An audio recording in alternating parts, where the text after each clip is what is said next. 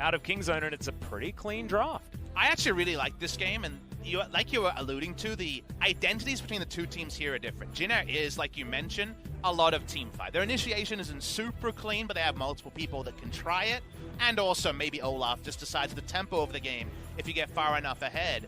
But you and bottom lane, but it could be really difficult. Get in, unload, get out. They can't stick around, otherwise Aatrox gets going, the AoE gets going, and Kingzone could struggle.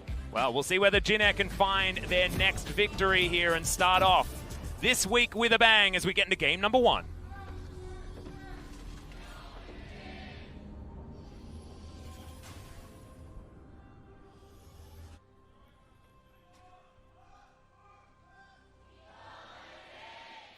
Kingzone fans a little bit sleepy to begin this one.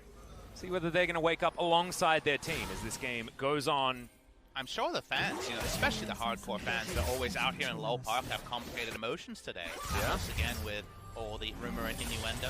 A lot of posts on Reddit in case you guys aren't sure. We're not going to comment because the information is conflicting from multiple parties, but information's out there. The fans like us are watching on, hoping to see their team level up. And this is the fixture Kingzone needed, probably at the time they needed it, because if you didn't have a winnable match today and you're on a 5-match losing streak, kind of waving goodbye to playoffs already, and it's going to be playoffs, playoffs, playoffs. Almost every game we will be spamming out that word because it's the last 2 weeks, Atlas. Yeah. There's 8 match days left, and then it's all over. And it also feels like we have 2 sets of playoffs as well, with the Worlds Gauntlet to come up immediately afterwards to decide our 3rd team heading to Worlds. That is certainly greatly into the future as JAG. Yeah, late invade. We haven't seen a late invade for a long time as they're not going to be spotted. Cuz has no idea. This could be bad. Yeah, he's by himself as well. There's the blast going. Surprise! 3 people. Cuz finds the flash, but the flash from Malrong will guarantee first blood in JAG. This was a practice strategy and a beautiful one alongside this Olaf jungle. And you love how it was set up, and maybe it should have been intuited because you saw the ward be snuck in earlier, right? They knew that there was a deep ward on the red buff.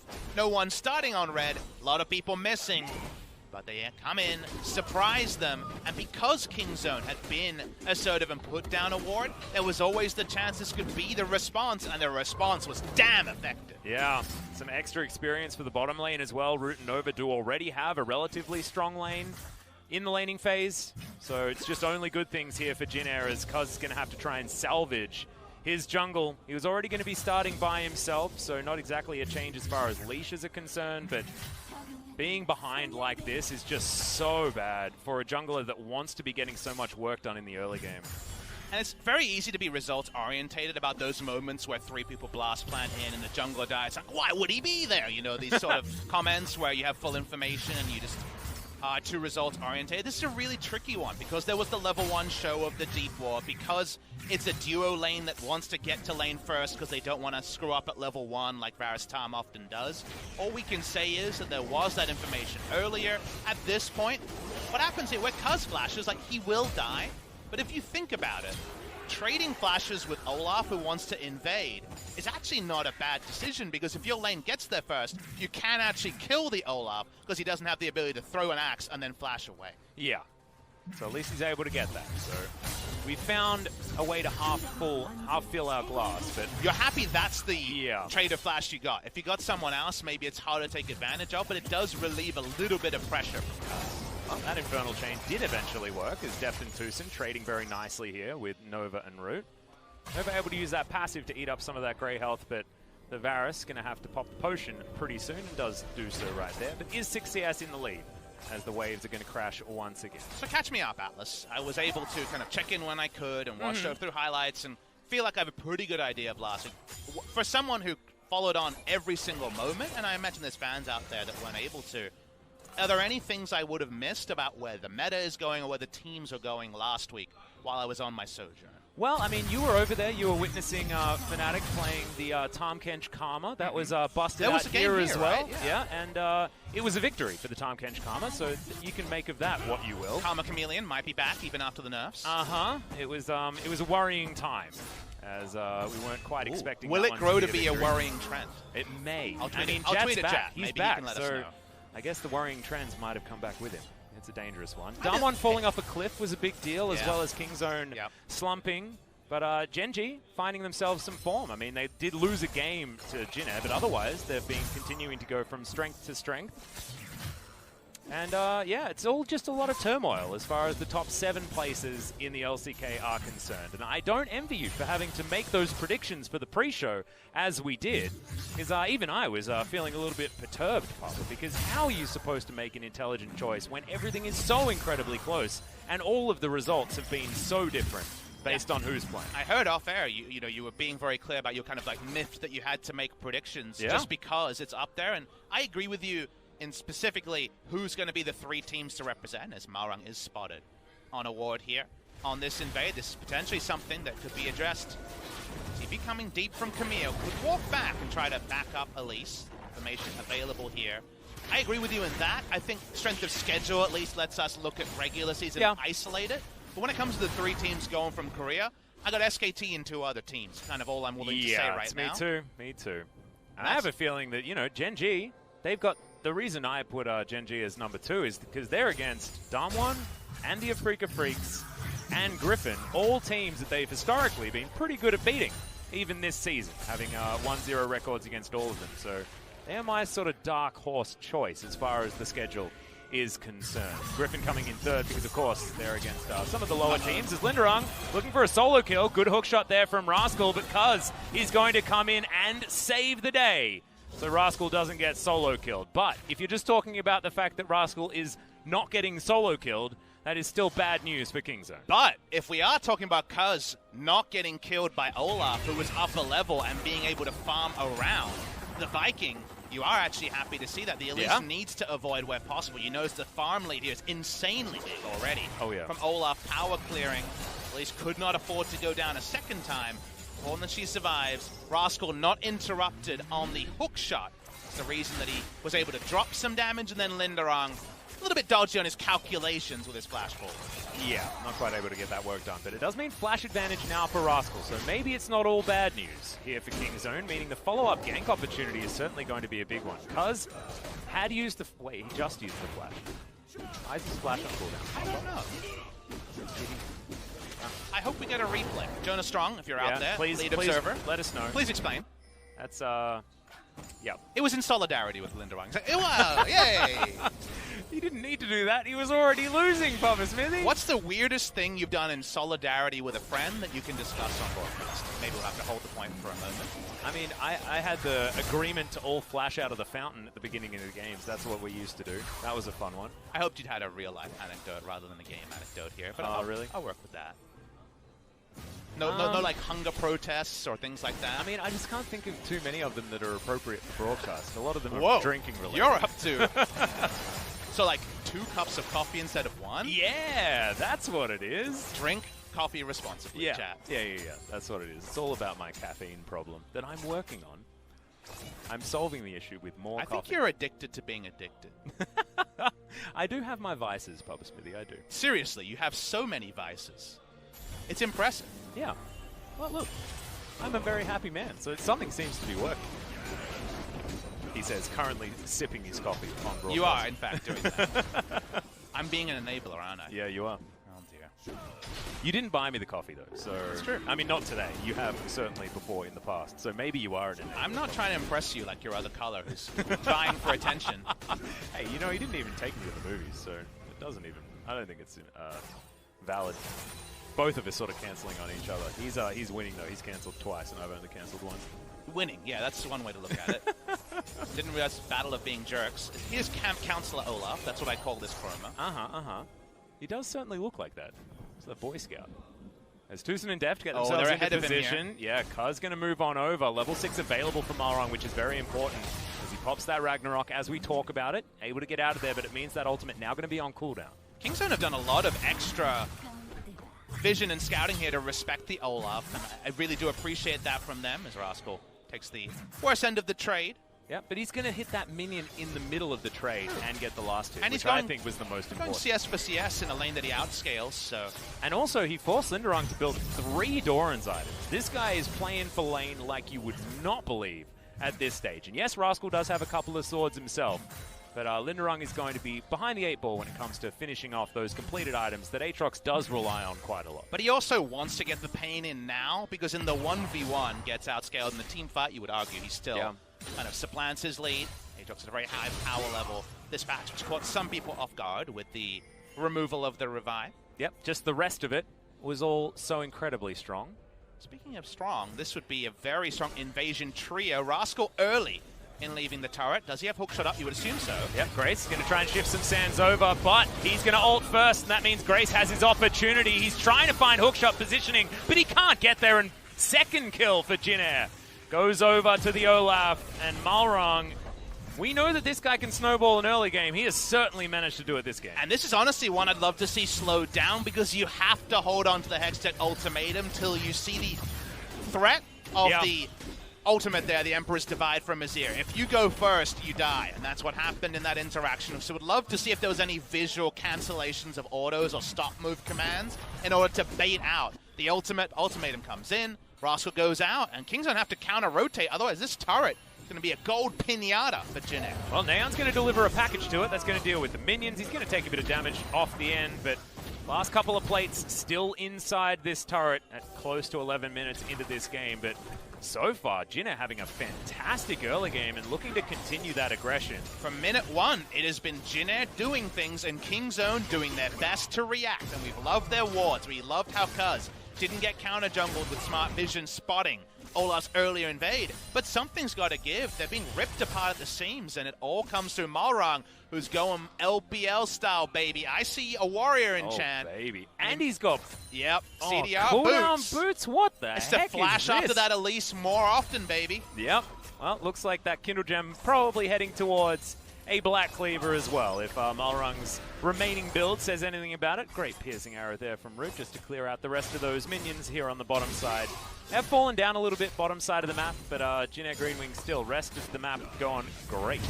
Deep TP from Nova. It's actually on a what? Oh, that's one of those brush. The banana brush is trolling there. Oh, no. Thank you for the vision toggle confirming that is in fact a troll brush. Please report. Right, yep. Games.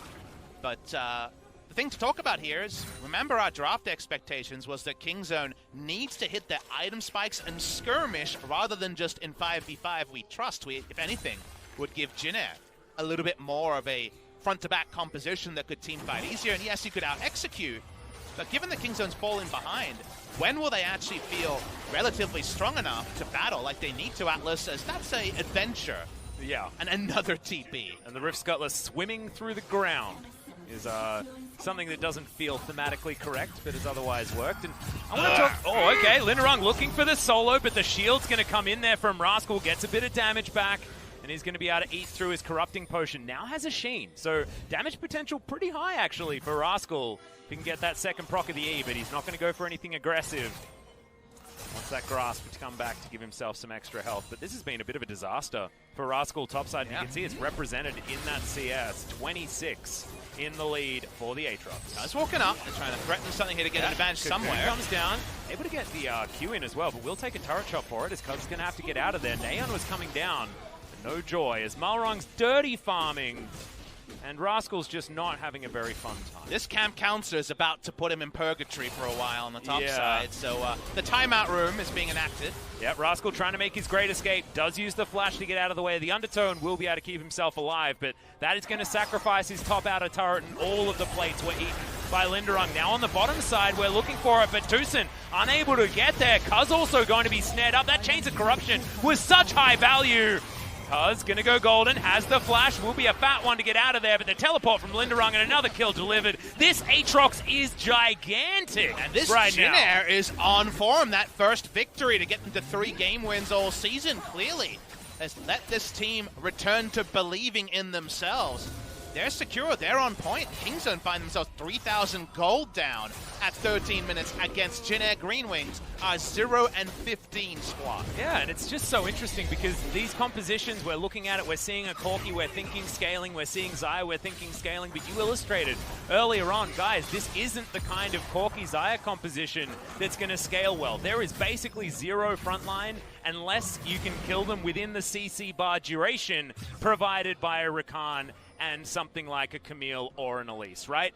So this game is going to be really difficult for Kingzone to navigate if they're against a Jin Air that's on form. Watch the Chains of Corruption time here. It stops mid-grand entrance, the Rakan, and then the whole dive is scuffed. The first time was with no minion wave. The second time, perfect timing, but all arrested by Root's timing. And then Cuz thinks he can go gold and get a flash in. Unfortunately, too far away from a fat wall. Can't get the flash in afterwards. Holds that cooldown, but not his life. Okay, so we need to look at this from a Jin Air perspective. What have Jin Air been okay at navigating historically with Malrung in the jungle? It is the early game. They have managed to lose games from positions like this more times than they've won. Oh, yeah. So we do need to temper our expectations just a little bit. But Kingzone, the slump is continuing, and it's really worrying watching this game.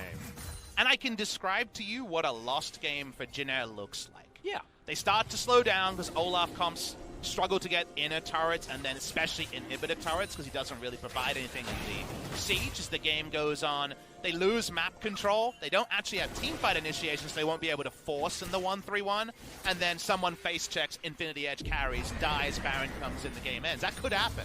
But with this early lead and with Malrung the strongest person on the Rift, it's about what Jin Air want. And right now, it's an all-you-can-eat buffet on the outer objectives. Yep, Tucson has to battle dance to get himself out of the way here as Shelly's eye is staying there for a very long time, and she's ripping through this turret. Neon taking some Sand Soldier damage from Grace there.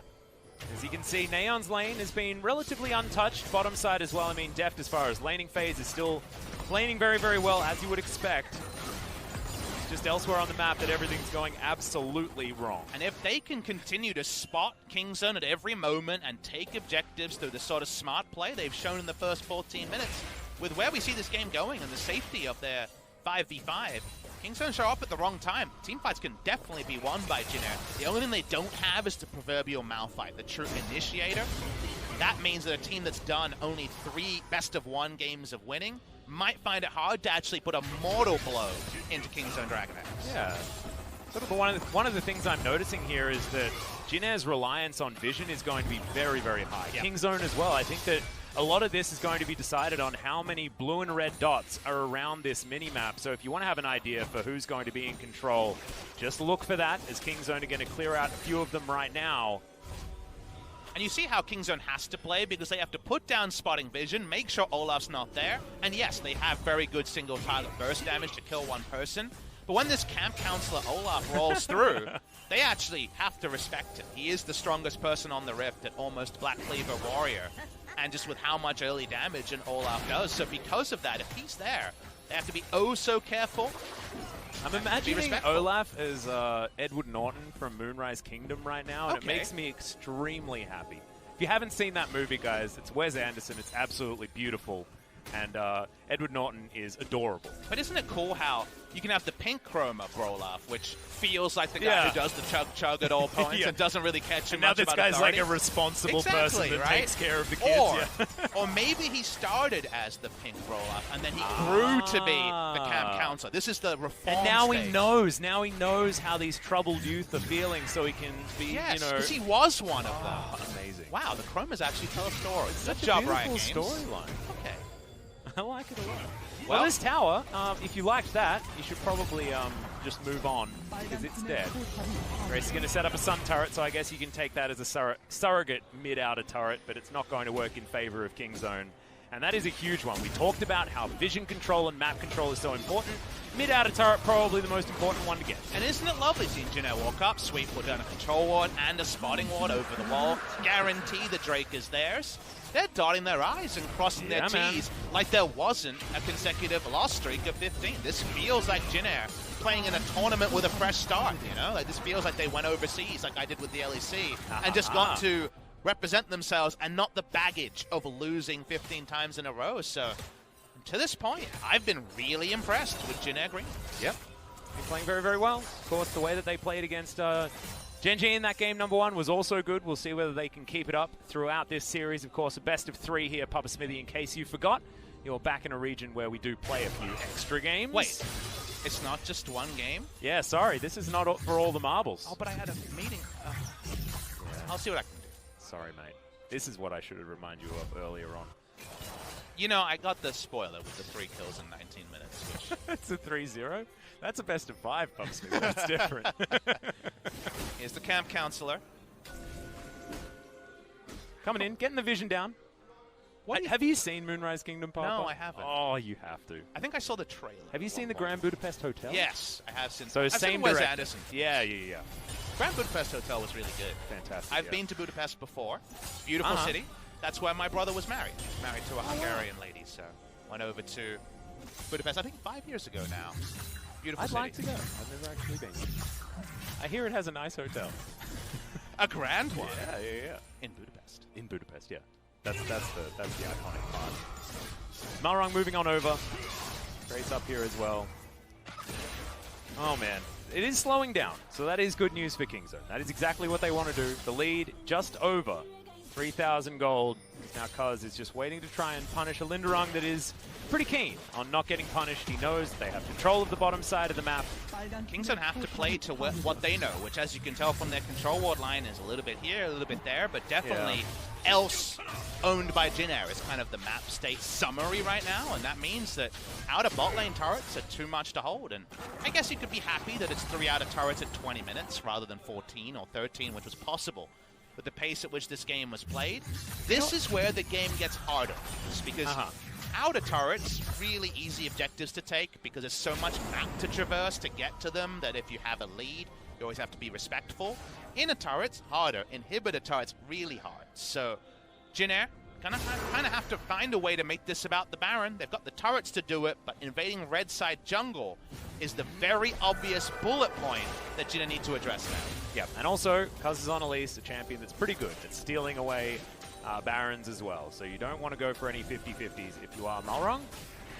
Jin Air will see whether they can be clean. Of course, they do have the Emperor's Divide. They do have a lot of tools as far as turn off Baron and deterring Kingzone from being able to challenge them at the Baron. But I think, like you say, it might be thinking a little bit too far ahead. And speaking of thinking a little bit too far ahead, Papa, when do we start talking about the fact that we're on track for a perfect game for Jin Air Green Wings? I mean, at 21 minutes, even let's say Jin Air was like, I don't think we're going to get a match victory this year. Even a perfect 20 minutes is pretty good. You know, that's something. It doesn't get you points. It doesn't stave off relegation. But they're already stuck in that particular issue. It's already something that you feel proud of. Damn right. It's not something they're thinking about now because as pro players, it's always funny when you have hosts and casters talk about like milestones and the player's like, no, I just wanted to win the video game I was in. I didn't actually notice what was happening. I didn't know it was my 1200th assist today, actually. I was thinking about winning. But for us on the outside, this is a really nice kind of spot here. Worth mentioning, though, that Kingzone's starting to finish those core items, and you make the wrong push and shove. You go forward too aggressively, thinking it's still 10 minutes and Olaf is the biggest champion on the Rift. That starts to change, you know, with natural scaling as time goes on. So there's still plenty of spots to make a mistake on execution, to trip up on your shoelaces as Jin Air Green Wings. Yep. And also you can see they're actually building to that as well, as we are going to have Nova into the Brambleback pit, which is not where he wants to be. No flash, is going to be able to use it to get himself out of the way there, as you can see. But that is going to be the result here for Kingzone. A flashless Catfish, certainly good news, meaning that he can't flash to save anyone, but not able to get a kill just yet. That perfect game is still alive. And it's the first time this game that Kingzone have gotten something and it didn't cost anything. And that's relevant. You know, they didn't get the kill, they didn't avert a perfect game, but they do get a flash and force something, and suddenly you've got to be more particular with your vision battles around the Baron. The Baron defense can continue, and you already alluded to the fact that as the game goes on, Xayah and Corki from the red side over the wall can do a lot of relevant damage. Corki not quite there yet with the missiles. Xayah, again, not quite there, but with the right crit, would definitely do some damage over the wall. But the Baron focus is not there, and Jin Air, for all the things they did get, there is something they've missed out on doing. They haven't been stacking crazily. It's only 2 Drakes at 23 minutes, so the backup win condition post 35 is going to be a little bit in.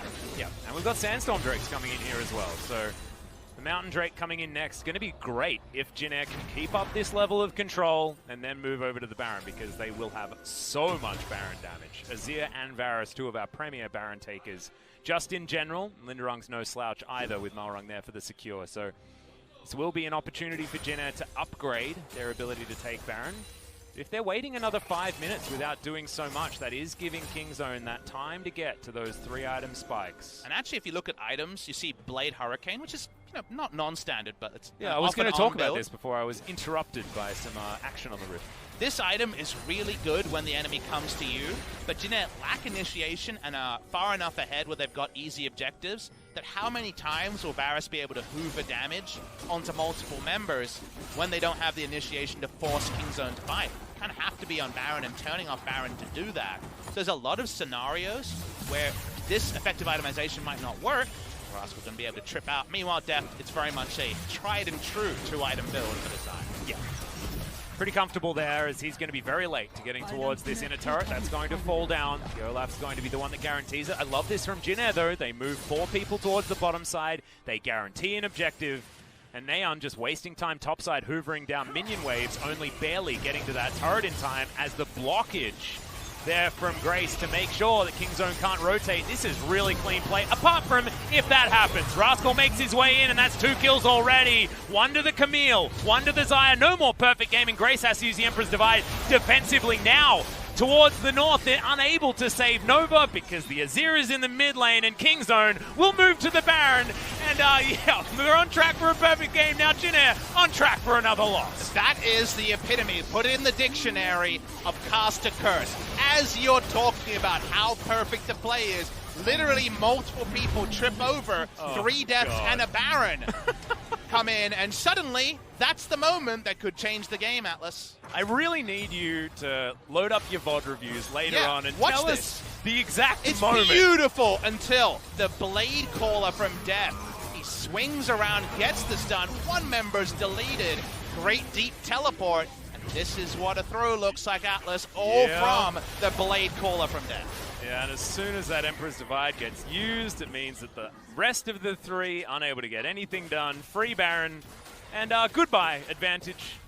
And Kingzone are now looking to make a gigantic Baron power play because the standing gold is just huge on this map. And everything matters because the only reason Tahm Kench dies is because his 2 allies have already died and he didn't have the flash from before. Yeah. He's condemned to death. His positioning was fine unless 2 people randomly die. Speaking of death, his levels are getting up there. It's 16. Good God, he spent so much time in a side lane that he's 5 levels over Nova. Yeah. That's insane. In fact, he's 6 levels over his own support. That's a big has number, been outside of a lane for quite some time, as it turns out, as Rascal getting to the point where he's very comfortable. Now looking for potentially the Sterix Gauge coming in as his next item, but the Trinity Force is done, the Tiamat is done, and those big ones are really starting to hurt. Rapid Fire Cannon was the second item of choice here for Neon as he packages to get himself out of the way. But that Infinity Edge is very close, Bubba Smithy. The big ones from the Rockets are clear. Also, if you want to see some big ones, move your gaze to the top right. We're going to have a nice amount of gold being injected in terms of Baron buff power plays because there's a lot of standing gold to be gotten here. Yeah. Almost everything that happened until Tahm Kench had to flash defensively was entirely decided by Jin Air Green Wings. The Baron is one way to make you face check crazy damage carries, and we're what? 1,500 gold, maybe less, away from Neon being 3-item Corki to join 3-item Xayah. Yep, 3-item Xayah already there. Was just about to mention that one as, speaking of things worth mentioning, 40 seconds. That Mountain Drake will be available. And we were talking just moments ago about that being so good for Jin Air to snowball towards the Baron. Well, the Baron's already dead, and Mountain Drake should be going over to Kingzone if they want it, because you can see they have all of the control. And we already mentioned how incredibly important it is to have vision control as this Kingzone squad. And if Jin Air are going to face check, one person's instantly going to die. That's just how it's going to work. As Neon, he's got Valkyrie. That's one hell of an ability as the flash forward. Root really wants to kill him, and they will. You're willing to invest that flash. Chains of Corruption are going to secure it. Neon didn't even have time to use his own F button. And Root's a motivated buyer right now. Oh, this was an auction. He's getting in there and jacking the price up early because he was the one that stuffed up and walked up too far. We talk about that side lane outscale. Looking for the 1v1. He's trying to get himself at exactly the right points as Linderung has to use the solo stopwatch. Umbral Dash going to be utilized. The hook shots there. Rascal stays on the wall. The flash to follow. The second E's easy. The solo kill for the outscaling Camille has finally happened. And Kingzone move over to that aforementioned Mountain Drake. The death of Neon just something that was an afterthought. And that's what happens in the small skirmishes. The 1v1, the clearest place for Kingzone to attack. The inevitability of the Camille outscaling the Aatrox in the 1v1. That comes true. Forcing it to be about the burst damage. That comes true. And the war stories, the PTSD, it's all coming together, Atlas. Unfortunately, we've seen this one so many times before. The moments of this game will be clear. We look at the replay here and you see a super motivated Root trying to spare blushes. That ult went right. It would have been a tilter. In this case, it gets them something. But Rascal got interrupted. That's how the play started. Ahaha. Didn't actually get the stun from the hookshot, but apparently the Hextech ultimatum just a little bit better than the old World Ender. Oh, it's very straightforward to run down at the end. Because it's not even about the ult as much. It's about the true damage calculations there. No way for Aatrox to out-sustain that sort of damage. Enjoy this, he says. Nova looking for the coverage here, spotted on a ward. And also, you've got Rascal able to get these solo kills, and he hasn't even built for lane. The execution is calling, not quite there. So, it's a bit of a worry that already we're at this particular stage in the Camille versus Aatrox matchup, and if this game is going to be about split push, it's going to be about Kingzone. I think it's quite intelligent not to build for lane in terms of execution is calling, but it is a split push build, right? Sterix would be the choice if you're going to team fight. This is the build that lets you stain off a wave, Trinity Force proc down a turret and back away. So it's still a for lane build, but I understand what you're saying. It's for a lane that you don't necessarily need to interact with your opponent as much. And Camille at level 16, you know, if you have executioners calling, maybe you have a window at like level 8, 9, 10, 11 to look for those solo kills. There's also the inevitability of don't build that, wait a little bit of time, and then from level 16, with just these items, you're fine. And now he's even got the Sterix to be an initiator as well. And speaking of having things, NGàY now has his third item spike. Theoretically fourth, actually, if you include. Okay, here goes TUઆD N. He's going to find 4 with the quickness. Nova should be going down with a Varus in his belly. That's going to condemn him to death as well. And Nova gets his flash back, instantly uses it, and he's still dead. The Emperor's Divide is down, and it's looking like Kingzone have found their team fight, and maybe even the game, unless they want to take another Baron. There's only 18 seconds until that one comes up as well. You call it a team fight, feels more like whack-a-mole for me. People die so fast, these carries that never should have had this gold. But one mistake leads to all of this, Atlas. It went exactly how we forecast. Sadly, we've seen this story before. We have to watch it once more. Yep, and we had to talk about JAG and their possibilities to win, but now we need to talk about TUઆD N and his ability to engage. Good God. The Rakan looked beautiful in the moments where it worked, and Kingzone, they were losing by a lot until they won the game. That is, in fact, the correct summation of game number 1 of JAG Green Wings versus Kingzone DragonX. An auspicious day where Kingzone really had to show their straps on the Rift. It's been so long since we've seen them win an entire match. And there with the quickness, TUઆD N finds new ways to reinvent the possibilities of Rakan through all the changes. Oh God, the Malrong damage is the really disappointing part, and is just feeling like a consistent issue here for this team, because he wants to be brawling as this champion. He wants to be getting around the map, and you best believe that that 2.8k was done in the first 10 minutes. And it was on Cuz and the team putting down all those extra wards to subvert where Malrong was, and it wouldn't have mattered. They could have still won the game. Yeah. They didn't lose the game because Malrong didn't do enough damage. They lost the game because of their positioning mistake that really snowballed this game to Kingzone. Certainly did. The few kills and then a Baron, and then it was all over for JAG, but they looked so powerful, and they might be able to do it in game number 2. Of course, Pupper's back from the LEC, and now we get to experience Kingzone versus JAG one more time. And JAG getting a do-over after what was such a great 21 minutes is certainly a big deal. We'll see you guys after the break.